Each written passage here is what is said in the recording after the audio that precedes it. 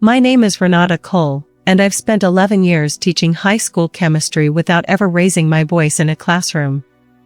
3 years after my husband walked out, I was standing in line at a school fundraiser, when his sister Denise cornered me by the gymnasium doors with 2 of her church friends watching like an audience she'd invited on purpose.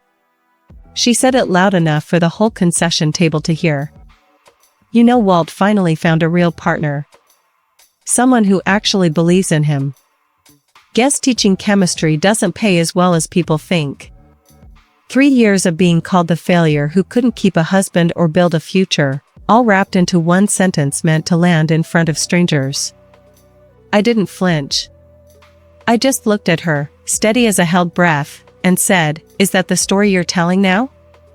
4 minutes later, a woman neither Denise nor my ex-husband had any reason to expect walked into that gymnasium carrying a banker's box, and the name nobody wanted spoken out loud was about to be read into a deposition transcript.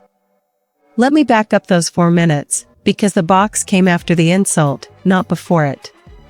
It was a Friday night fundraiser for the robotics team I'd coached for 6 years, the kind of small-town event where half the gym smells like popcorn and the other half smells like floor wax, and everyone there has known everyone else since kindergarten. Walt's family had been fixtures at these things long before our marriage ended, and I'd learned to share the room with them the way you learn to share a hospital waiting area with people you'd rather not see. Denise found me at the drink table.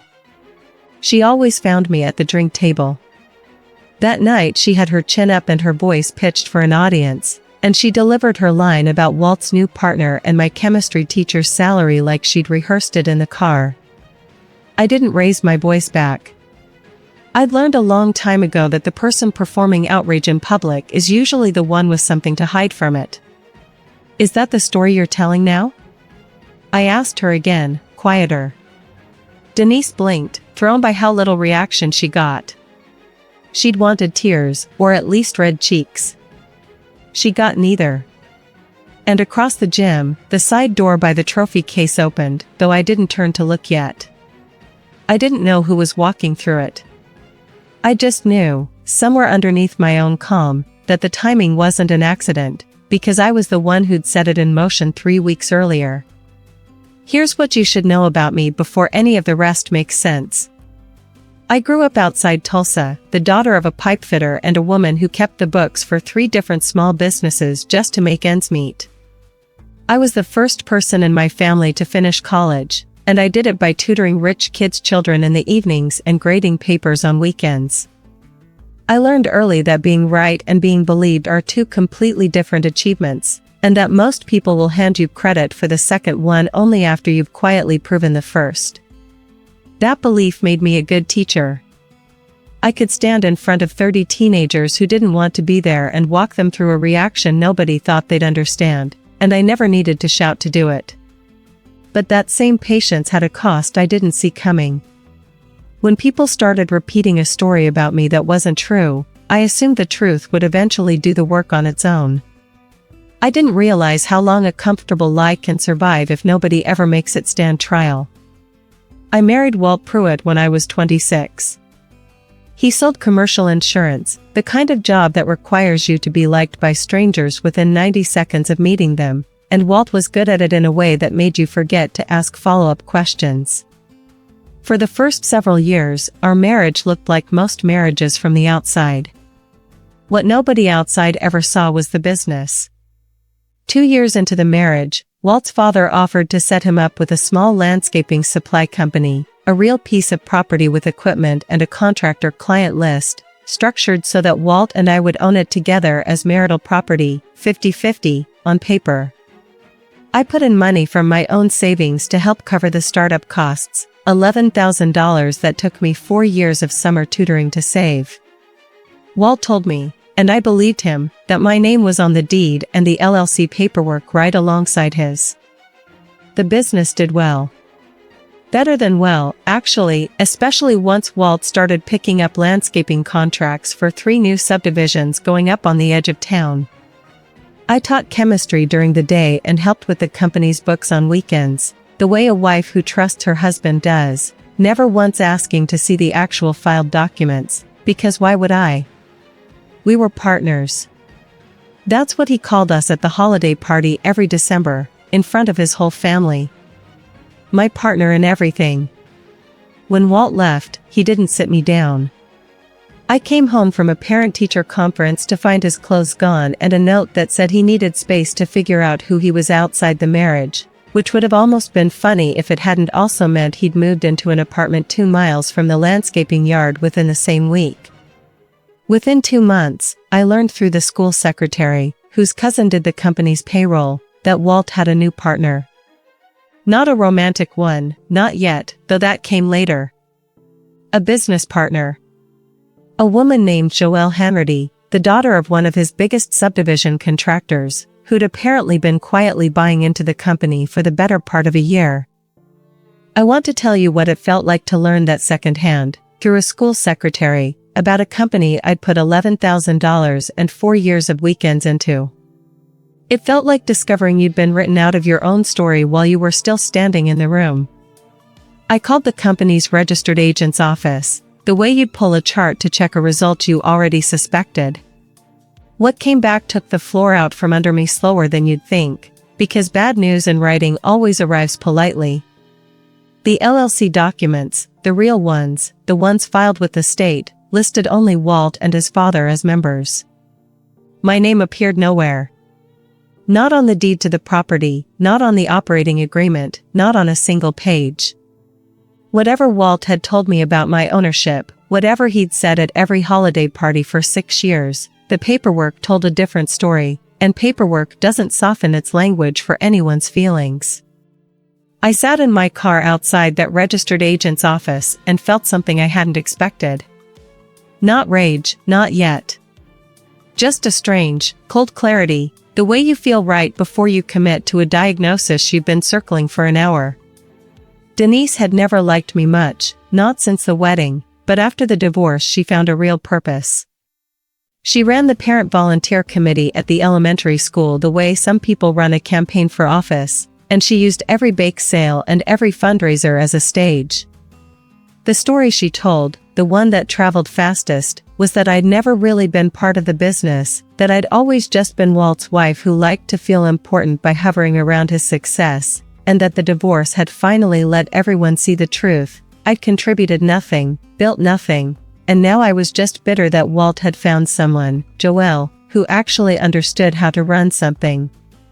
It stung in a very specific way, because it wasn't just an insult about my marriage. It was an erasure of 4 years of actual work, actual money, actual weekends spent reconciling invoices at my own kitchen table. I never corrected Denise in public. I told myself the books didn't lie even if people did, and that someday the truth would surface on its own. I kept teaching, kept coaching robotics, kept my head down through Sunday dinners I was no longer invited to and town gossip I heard about secondhand from people who clearly assumed I already knew. If you've ever watched someone rewrite your own history in front of an audience and said nothing because saying something felt like proving them right, you know exactly what kept me quiet for those first 18 months. The thing that finally moved me wasn't pride. It was a tax form. The district required teachers seeking the new STEM coordinator position to disclose any outside business interests, a standard formality nobody usually thinks twice about. When I sat down to fill it out, I realized I genuinely didn't know what to write, because I didn't know, legally, whether I had any interest in that company at all anymore, or whether I ever truly had. I'd assumed for 6 years that I owned half of something. I had no idea if that was true, and not knowing felt like discovering a hole in the floor of a room I'd been walking through my whole life. That's what sent me to a lawyer. Not anger. Not wanting Walt to suffer. Just the simple, professional need to know what was actually true about my own life. Her name was Priscilla Wynn, and her office sat above a dry cleaner on the courthouse square. She had a habit of taking notes only when something mattered, which meant I watched her pen stay still through most of my story and then suddenly move when I mentioned the $11,000 and the 4 years of weekend bookkeeping. When I finished, she set the pen down. "You may have a real claim here," she said. "Breach of fiduciary duty, possibly fraud in the inducement, depending on what he actually told you and when. But I'll be straight with you. To get anywhere, we need the actual operating agreement, the actual capital contribution records, and we need to know exactly what Walt represented to you versus what he filed with the state. Right now you have a strong feeling and a missing $11,000. That's not nothing, but it's not enough yet. She explained that Walt's company, being privately held, wasn't required to hand over its internal records without a fight, and that getting at them would mean filing suit and using formal discovery, the legal machinery that forces documents into daylight whether or not anyone wants them there. I spent 3 weeks deciding whether I wanted to be the kind of person who sued her ex-husband's family business. I wrote down everything I stood to lose, what remained of my relationship with people I'd once considered family, my reputation in a town where everyone already had an opinion about my divorce, the exhausting, public nature of a lawsuit in a place this small. Then I wrote down what I stood to gain, or rather, what I stood to simply learn, because at that point I wasn't even sure gain was the right word. I just wanted to know the truth about 4 years of my own life. I called Priscilla on a Tuesday morning before school started. "I'm in," I told her. "Good," she said. "Let's go find out what's actually in that filing cabinet." The suit named Walt and the LLC and sought an accounting of the company's ownership history, the contribution records, and damages for breach of fiduciary duty if it turned out what I suspected was true. When it was filed, word moved through town with the speed small towns reserve for exactly 2 kinds of news: deaths and divorces gone ugly. Denise told the volunteer committee I'd become bitter and grasping, that I was trying to shake down a man for money I never earned. She doubled down in a way that, though she didn't know it, played directly into Priscilla's hands. "Here's the thing about people who double down before they've seen the paperwork," Priscilla told me. "They've usually never seen the paperwork themselves either." Walt's lawyer had 2 ways to respond, Priscilla explained. They could argue I'd misunderstood our arrangement, that nothing improper had happened, that I'd simply never had an ownership stake and shouldn't have assumed one. That path was annoying for them but survivable. Or they could argue that I had, in fact, been bought out or had voluntarily relinquished my interest at some point, which would require them to produce documentation showing exactly when and how that happened. They took the second path. Walt's response, filed under oath, claimed that I had voluntarily transferred whatever interest I held in the company to him during the 2nd year of our marriage, in exchange for what the filing called other marital considerations. When Priscilla called to tell me, I could hear something sharpening in her voice. "They just told the court a transfer happened," she said. "Which means there has to be a document. You don't voluntarily transfer an ownership stake in an LLC with a handshake. There's a membership transfer form somewhere, or there's supposed to be one. And if there isn't one, dated to when they claim, then they've just sworn to something they can't back up. That's not a door swinging open, Renata. That's a crack. I can work with a crack." That night I lay awake doing what I always do when something doesn't sit right, which is go back through the timeline slowly, the way you reread an old lab report looking for the step you rushed. And I remembered something I hadn't thought about in years. Early in the 2nd year of our marriage, Walt had asked me to sign what he called some routine paperwork for the business, at the kitchen table, on a Sunday evening, while I was grading lab reports and only half paying attention. He'd had 3 or 4 pages found out, and he'd flipped through them quickly, narrating as he went, "This one's for the bank, this one's for the insurance, sign here, here, and here." I remembered signing without reading every line, because I trusted him, and because I had 40 ungraded lab reports waiting and a husband who'd never once given me a reason to doubt a stack of papers. I told Priscilla about that Sunday evening. She didn't write anything down, which by then I'd learned meant she was listening hardest. "On its own, that's a memory," she said. "But it tells me exactly what to ask for. If there's a transfer document from that period, we need to see precisely what it says, what it actually authorizes, and whether what you signed matches what they're now claiming you agreed to." She filed a motion to compel production of the complete LLC formation file, every contribution record, and any transfer or assignment documents referencing my name, dated from the company's founding forward. Walt's lawyer fought it hard, harder than made sense for a routine business dispute, and that resistance told me everything Priscilla had taught me to listen for. Nobody fights that hard to protect nothing. The hearing on the motion took weeks to get scheduled, and I went back to teaching titration labs and coaching robotics meets and tried not to spend every quiet moment imagining what sat in a filing cabinet at Walt's accountant's office. Priscilla told me courts move slowly on purpose, that it gives people time to stop being able to hide things in plain sight. I wasn't afraid of the truth. I was afraid of how long it would take to drag it into a room where it mattered. Before the judge ruled, Priscilla needed me to sign a verified complaint, the sworn version of my entire account, every date, every conversation, every dollar, attested under penalty of perjury. I read every line at her desk, the $11,000 from my tutoring savings, the Sunday evening at the kitchen table, Denise's comments at the fundraiser, the STEM coordinator disclosure form that had started all of it. Reading my own quiet 4 years laid out in numbered paragraphs did something to me. It made the version of events I'd swallowed for so long look exactly as flimsy as it actually was. I signed it, and for the first time in 18 months, the waiting didn't feel like helplessness. It felt like a fuse already lit.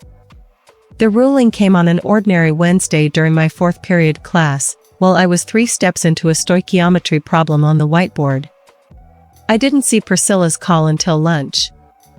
I took it in the supply closet between the chemistry storage and the teacher's lounge, surrounded by boxes of pH strips and broken safety goggles waiting to be replaced. The judge granted the motion, she said. With conditions, but she granted it. Walt's company has to produce the full LLC file, contribution records, and any transfer documents under a protective order. We review it first, then decide what's relevant for the case. I stood in that closet and let out a breath I hadn't realized I'd been holding for a year and a half. Across town, I'd learn later, the reaction was very different. Walt's lawyer reportedly requested an emergency meeting with his client that same afternoon. Denise called Priscilla's office twice and was told, politely, that the attorney couldn't discuss the case with her. For the first time, the people who'd spent 18 months deciding what was true about my contribution to that business looked a little less certain about what a judge was about to find out for herself. The first sign that something deeper was wrong didn't come from Walt or Denise. It came from Joelle. She texted me out of nowhere, a number I didn't recognize, a message that read simply, "Please don't pull the formation records. There are things in there that have nothing to do with you and everything to do with my father's contracts." I read it 4 times. Joelle and I had never spoken, not once in 3 years. She had no reason to know my case existed beyond whatever Walt had told her, and she certainly had no reason to be pleading with me about her father's contracts, which had nothing to do with my $11,000 or my Sunday evening signature. That was the part that snagged. My lawsuit was about my ownership stake, a relatively narrow, personal question. Why would Joelle Hanratty, daughter of the biggest subdivision contractor in 3 counties, be frightened of formation records that, on paper, had nothing to do with her family's business? People who beg you not to look usually know exactly what's there to find. I didn't respond. I just sat with the question and felt the shape of something much bigger than my own marriage starting to take form just beyond what I could see clearly yet. The records arrived to Priscilla's office 11 days later, through the proper channel, reviewed first by both lawyers under the protective order, the way it's supposed to work. She called and asked me to come in, which she'd never done before for a document drop. I knew before I sat down that it was serious. 3 years ago, she said, right around the time you say Walt asked you to sign paperwork at your kitchen table, there's a membership transfer document in this file. It's dated correctly. It does have your name on it. She slid a photocopy across the desk, the relevant page only, the rest redacted under the court's seal. "But Renata, look at the signature line." I looked. It was my name, in handwriting that wasn't mine. Close, careful, clearly practiced, but wrong in the small ways that only someone who has actually signed their own name 10,000 times would notice. The loop on the R was too symmetrical. The C in Cole sloped the wrong direction. I had never seen this specific document in my life. Whatever I'd signed at that kitchen table on that Sunday evening grading lab reports, this wasn't it. "This is forged," I said. My voice came out steadier than I felt. "I think so too," Priscilla said. "And here's what that means for the case. But there's something else in this file you need to see first." She turned to a different section, the original capital contribution ledger from the company's founding, the internal accounting records nobody outside the business had ever been meant to see. And there, dated 4 months before Walt and I had even been introduced through mutual friends at a wedding, was an initial capital contribution from a name I didn't recognize at first. Reginald Hanratty. Joelle's father. A contribution large enough to have effectively funded the company's initial equipment purchase, structured as a loan that converted to equity if certain subdivision development contracts came through within 5 years. They had come through. All of them. Which meant that Joelle's family hadn't started buying into Walt's company after our divorce, the way the town story went. They'd been there from before our marriage even began, quietly converting a loan into ownership the entire time Walt was telling me, at every holiday party, that we were partners in everything. My $11,000 hadn't built a business with my husband. It had been a token contribution into something his father-in-law-to-be had already substantially financed, years before I knew either family existed. I sat very still. Priscilla watched me the way you watch someone absorb test results that mean more than they first appear to. I didn't cry. I felt something enormous rearranging itself, slowly, like a joint settling back into place after being wrong for a very long time. For 3 years I had been the woman who'd never really contributed, the one who'd hovered around someone else's success. And the man who'd let an entire town believe that had known, the whole time, that the business had never fully been mine to lose, because someone else had been buying it out from under both of us since before our wedding. I drove home with the photocopy folded into my bag and didn't turn on the radio. I expected triumph and instead felt something quieter and stranger. Grief, almost. 18 months of absorbing a story that wasn't true. Every comment at the fundraiser, every "she never really built anything," every night wondering what exactly I'd failed to contribute. All of it sitting on top of a forged signature and a buyout that predated my entire marriage. And underneath the grief, a new question rose up that I couldn't push back down. If Reginald Hanratty had been quietly funding and converting his stake in this company for years before the divorce, and if Joelle had been texting me at midnight begging me not to look at formation records that had nothing to do with her father's contracts, then what, exactly, was she so afraid a court would find in those subdivision development deals themselves? I called Priscilla. "I think there's more in this than a forged signature," I told her. "Then let's let Discovery find it properly," she said. "Not us." The woman who walked into that gymnasium with the banker's box had a name, Carol and Whitfield, a forensic accountant Priscilla had brought in once the contribution ledger surfaced, to trace exactly how Reginald Hanratty's loan-to-equity conversion had been structured against the subdivision contracts. I didn't ask Priscilla to send her to the fundraiser that night. I genuinely didn't know she'd be there. What I learned afterward was that Carol and had spent 3 weeks pulling county permitting records and contractor payment histories, cross-referencing them against the company's books, and had found something that needed Walt's signature on record before he had any chance to alter it. Proof that 3 of the subdivision contracts Reginald Hanratty's conversion clause depended on had been awarded to Walt's company through a bidding process that Reginald himself had quietly influenced as a member of the County Development Review Board, a clear conflict of interest that, if proven, could unwind the entire equity conversion and expose both men to real legal liability beyond my modest little lawsuit. Carol and hadn't come to humiliate anyone. She'd come because the fundraiser was a public event and she needed Walt to acknowledge, in front of witnesses who could later testify to it if needed, that he'd received and reviewed a specific set of documents she was there to hand-deliver under the terms of the discovery order. It was procedural. It was also, by sheer coincidence of timing, the single worst possible moment for Denise to be standing 6 feet away from me delivering a line about how I'd never built anything real. I didn't engineer that moment. I didn't even fully understand what was happening until days later. I just stood there holding a paper cup of fruit punch and asked Denise if that was really the story she was telling now. And then a side door opened, and a woman in a gray blazer carrying a banker's box walked across a gymnasium floor toward my ex-husband, and an entire structure that several people had spent years protecting started, very quietly, coming apart. Walt knew. That's the thing I keep returning to, the detail that turns this from merely sad into something I can't quite forgive. He'd known from the very beginning, or close enough to it, that Reginald Hanratty's money had built the real foundation of that company, and that my $11,000 and 4 years of weekend bookkeeping were, in the end, decorative. He let me believe I was a partner. He forged a signature when he needed paper proof that I'd walked away from something I never knew I was supposed to be fighting for.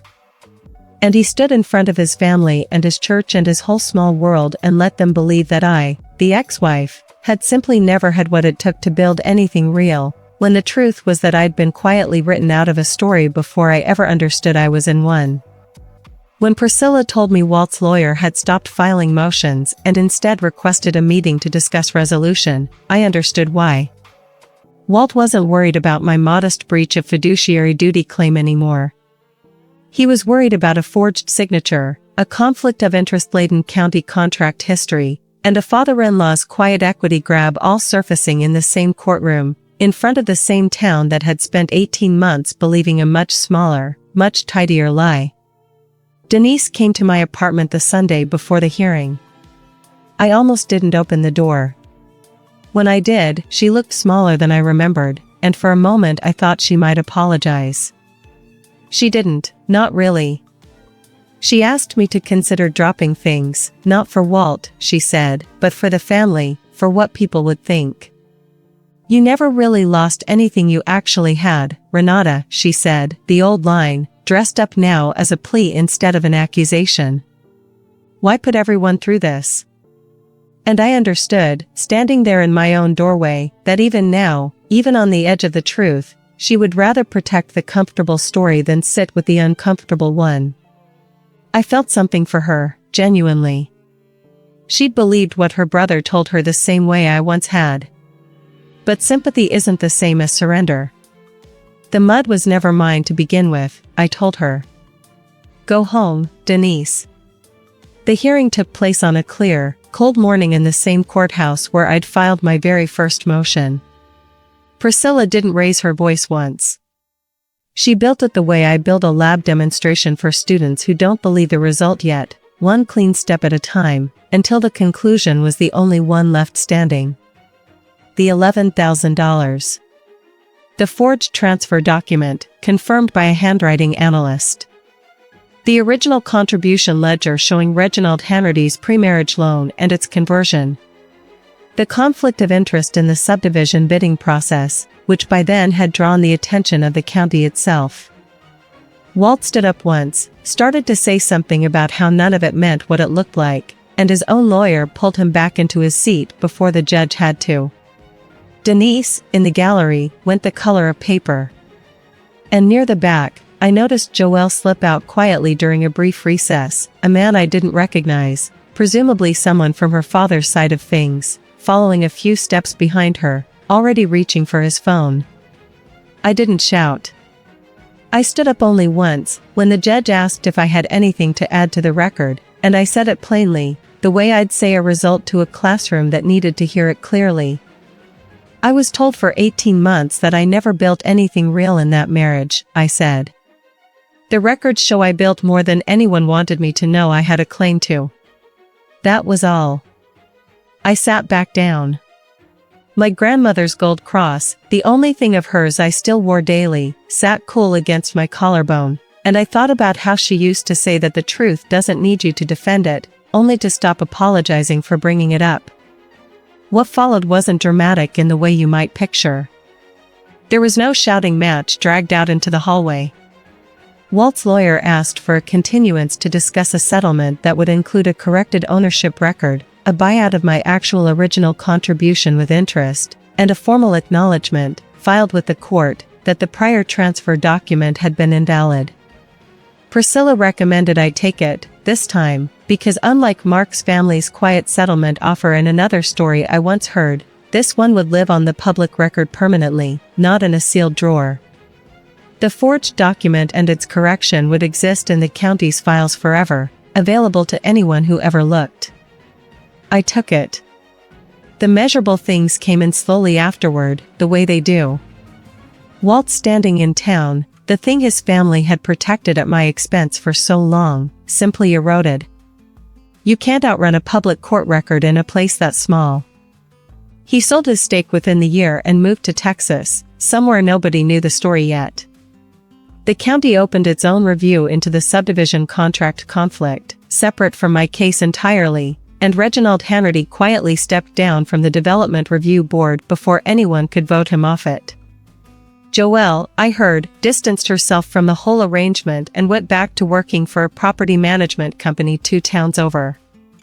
I got my buyout, with interest, enough to cover what I'd lost and then some. I didn't go back to Walt's company, obviously, and I didn't want to. I used part of the money to fund a robotics lab upgrade the school district had been promising for 3 years and never delivering, and the rest I simply kept, the way you keep something you earned and almost weren't allowed to. I never wrote Denise a note. I didn't feel the same pull toward closure with her that some people might. But I did stop by the school secretary's desk one Friday, months later, just to thank her for the original tip that had sent me looking in the first place. She just smiled and said she'd always known the books didn't lie, even when people did. If you take one thing from my story, let it be this. A signature isn't proof of agreement if it isn't actually yours, and a story repeated confidently in public isn't proof of anything either. The truth doesn't need you to chase it down. It just needs you to stop assuming someone else will eventually say it out loud for you.